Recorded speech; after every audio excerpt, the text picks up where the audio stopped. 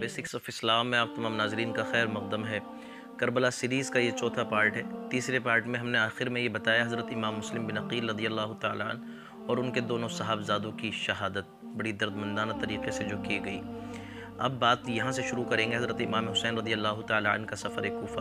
چلیے بات شروع کرتے ہیں۔ حضرت امام حسین رضی اللہ تعالیٰ عنہ کو امام مسلم کا وہ خط مل چکا تھا جس میں انہوں نے یقین دہانی کی تھی کہ اہل کوفہ واقعی اپنے وعدوں کے پابند ہیں اور وہ آپ کو بلانا چاہتے ہیں۔ تو ان خطوط کے بعد حضرت امام حسین رضی اللہ تعالیٰ عنہ 8 ذی الحجہ 61 ہجری کو مکہ سے کوفہ کی طرف روانہ ہوئے۔ چونکہ وہ ہر طرح سے مطمئن تھے اس لیے پورے خاندان کے لوگ سفر شریک ہو گئے۔ تو اس طرح یہ مختصر سا قافلہ ایک بڑے قافلے کے اندر تبدیل ہو گیا۔ جب آدھا راستہ طے ہو گیا تو راہ میں عرب کا ایک شاعر ملا جس نے امام حسین کو اطلاع دی کہ ابتدائے کوفیوں کے دل بھی آپ کے ساتھ تھے اور زبانیں بھی۔ ابتدا میں وہ آپ کے دلی طور پر بھی آپ کے ساتھ تھے اور ان کی زبانیں بھی آپ کے ساتھ تھیں۔ اور جب عبید اللہ ابن زیاد کوفے میں آیا تو اس نے ان کی فطری بزدلی غائب کر دی۔ جو ان کی فطری طور پر جو بزدلی تھی وہ غائب کر دی، اور اب کوفے والوں کے دل اور ان کی زبانیں اور ان کی تلواریں عبید اللہ ابن زیاد کے ساتھ ہیں۔ امام مسلم شہید ہو چکے ہیں، امام مسلم کے بچے بھی شہید ہو گئے ہیں، اس لیے اب آپ واپسی کا ارادہ فرما لیجئے، آپ واپس ہو جائیے۔ حضرت امام حسین نے جب یہ سنا تو بے پناہ غمگین ہو گئے۔ سامنے حضرت امام مسلم کی بچی آ گئی، آپ نے اس کے سر پر پیار سے ہاتھ پھیرا تو اس نے کہا، چچا جان میرے والد صاحب تو خیریت سے ہیں۔ یہ سنا حضرت امام حسین نے آنکھیں چھلک پڑیں، آپ میرے سر پر یتیموں کی طرح ہاتھ کیوں پھیرتے ہیں؟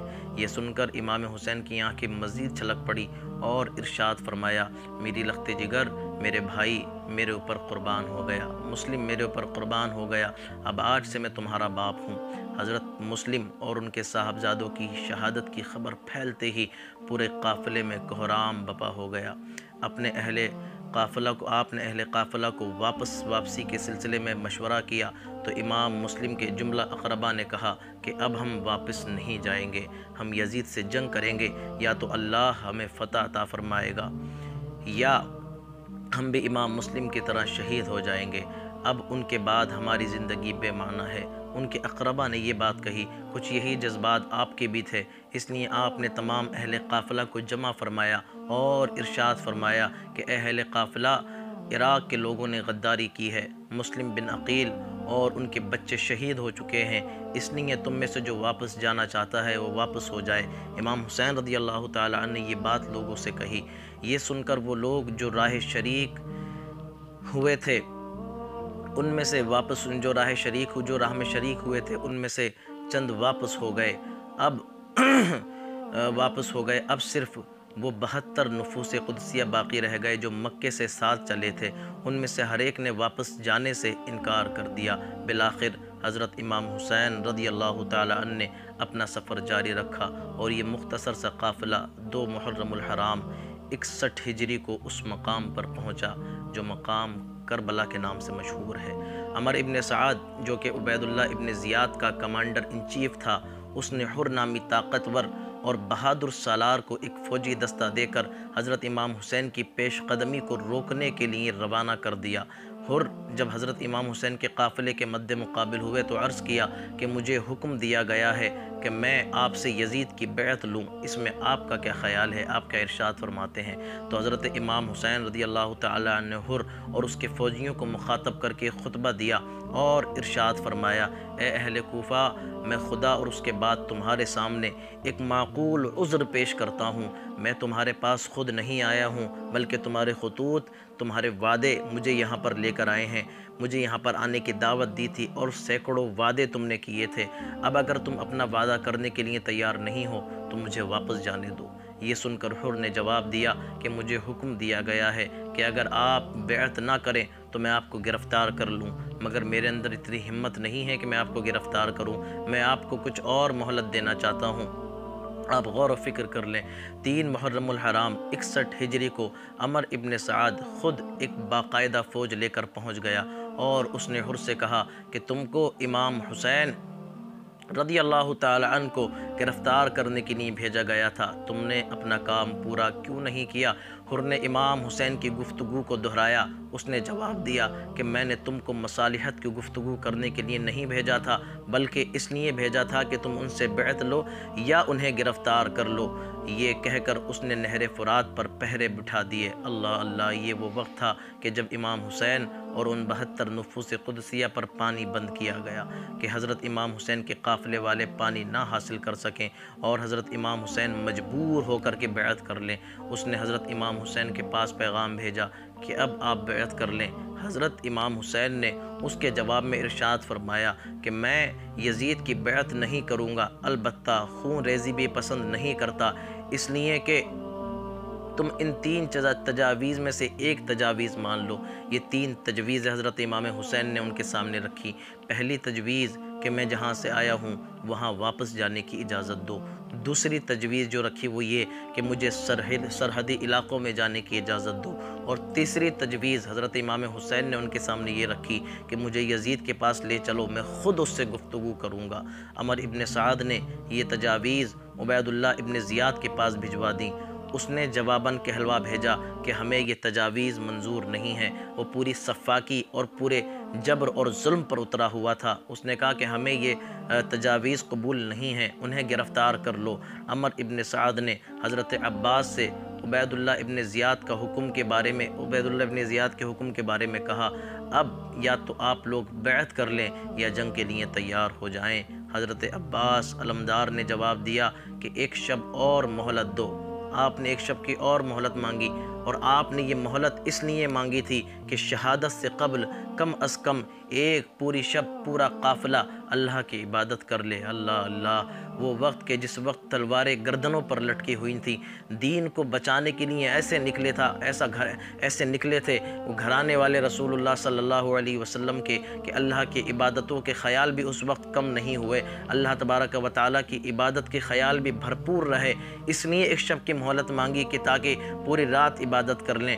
عمر ابن سعد نے یہ مہلت اس لیے دی تھی کہ اس طرح بھوک اور پیاس میں اضافہ ہو جائے گا، یہ اور زیادہ بھوکے اور زیادہ پیاسے ہو جائیں گے اور بوقت جنگ قابو پا لینا آسان ہوگا۔ حضرت امام حسین اور اہل خاندان نے 9 محرم الحرام کا دن پورا دن عبادت الہی میں گزار دی۔ وہ رات عبادت الہی میں پوری رات گزار دی۔ رات کے حصے میں چند لمحوں کے لیے آپ پر نیند کی کیفیت طاری ہوئی تو آپ نے حضور صلی اللہ علیہ وسلم کو خواب میں دیکھا کہ وہ تشریف لائے ہیں اور ان کے چہرہ مبارکہ پر سفر کی علامتیں ہیں۔ اللہ اللہ، اور آنکھوں میں آنسو ہیں۔ نبی کائنات کے آتے ہی انہوں نے امام حسین کو گلے سے لگا لیا اور دعا کی، اے اللہ حسین کو صبر اور اجر عطا فرما۔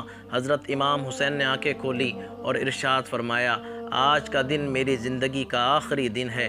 10 محرم الحرام کی صبح کو امام حسین امتحاگاہ میں اترنے کے لیے تیار ہو گئے اور آپ نے اپنی بہن سیدہ زینب رضی اللہ تعالی عنہ کو مخاطب کر کے ارشاد فرمایا کہ اے بہن، خدا پر بھروسہ رکھو، ایک دن سب کو مرنا ہے، موت برحق ہے، ایک دن ایسا آنے والا ہے کہ اس کائنات میں خدائے وحدہ قدوس کے علاوہ کوئی بھی موجود نہیں ہوگا۔ جملہ مسلمانوں کے لیے حضور صلی اللہ تعالی علیہ وسلم کی ذات اقدس نمونہ ہے، صرف اسی مقدس نمونے کی پیروی کرنا۔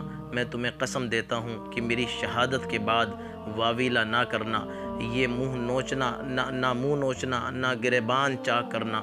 حضرت امام حسین کی حضرت شہر بانو سے بھی ایک درخواست آپ نے ارشاد فرمائی۔ صبح عاشورہ کو حضرت امام حسین نے اپنی شریک حیات حضرت شہر بانو سے کہا کہ مجھے افسوس ہے کہ جب تم میری زندگی میں داخل ہوئی ہو تو غم و اندوہی کا ساتھ پڑا ہے۔ تم ناز و نعمت کی پروردہ ہو، نوشیرواں شہنشاہ ایران کی پوتی ہو، مگر میری زندگی میں تم کو آرام نہیں ملا۔ اللہ اللہ، اب جب کہ شہادت کا بازار گرم ہے اور ہم چند لمحوں کے مہمان ہیں تو میری درخواست تم سے یہ ہے کہ میرے بچوں کو لے کر ایران چلی جاؤ، شاید اس طرح تم اور میرے بچے محفوظ زندگی گزار سکیں۔ یہ حضرت امام حسین اور حضرت شہر بانو دونوں میاں اور بیوی کی گفتگو ہے۔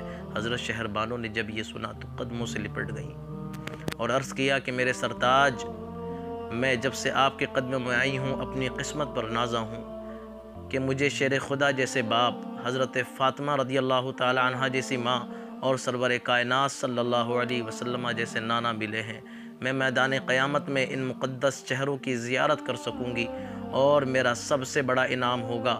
میرے سرکار، مجھے اس نازک موقع پر اپنے قدموں سے جدا نہ کیجیے۔ اگر مجھ سے خاتون جنت حضرت فاطمہ رضی اللہ تعالی عنہا نے شکایت فرمائی کہ تم نے بوقت شہادت میرے لخت جگر کا ساتھ چھوڑ دیا تھا تو میرا جواب کیا ہوگا؟ رہے میرے بچے تو فاطمہ کے لال پر قربان ہیں۔ اگر ان کی زندگی ہے تو انہیں کوئی مار نہیں سکتا، اور اگر ان کے مقدر میں شہادت ہے تو ایران کا سفر انہیں بچا نہیں سکتا۔ حضرت امام حسین اپنی بہن سیدہ زینب رضی اللہ تعالی عنہا اور اپنی شریک حیات سیدہ شہربانو رضی اللہ تعالی عنہا سے رخصت ہو کر میدان جنگ میں تشریف لے گئے، اور اپنے رفقا، اپنے خاندان کے افراد نیز کوفے کے چند وفاداروں کو جمع فرمایا اور ایک لشکر کی صورت میں ترتیب دیا اور ان کی صفیں قائم کی۔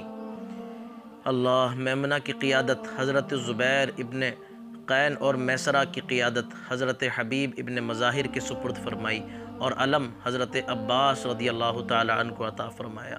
پھر یزید کی قوم کی طرف رخ کر کے ایک پرتاثیر خطبہ ارشاد فرمایا، اور خطبہ کیا تھا؟ شاید یہ ظالم قوم اپنے ارادوں سے باز آ جائے۔ چنانچہ آپ نے حمد و ثنا کے بعد یہ ارشاد فرمایا کہ اے فوج یزید، کیا تمہیں معلوم نہیں کہ میرے رسول نے میرے بارے میں کیا ارشاد فرمایا تھا کہ حسین جنت کے نوجوانوں کے سردار ہیں؟ آج تم میرے ساتھ جو سلوک کر رہے ہو اس کی وجہ یہ ہے کہ میں یزید جیسے فاسق و فاجر کی بیعت کرنے کے لیے تیار نہیں ہوں، لیکن میں اس کے ہاتھ پر بیعت کر کے دین مصطفیٰ کو فسق اور فجور کے حوالے نہیں کر سکتا۔ اگر تم امن چاہتے ہو تو اب بھی موقع ہے، مجھے اجازت دو کہ میں واپس چلا جاؤں، ورنہ میں جنگ کے لیے تیار ہوں۔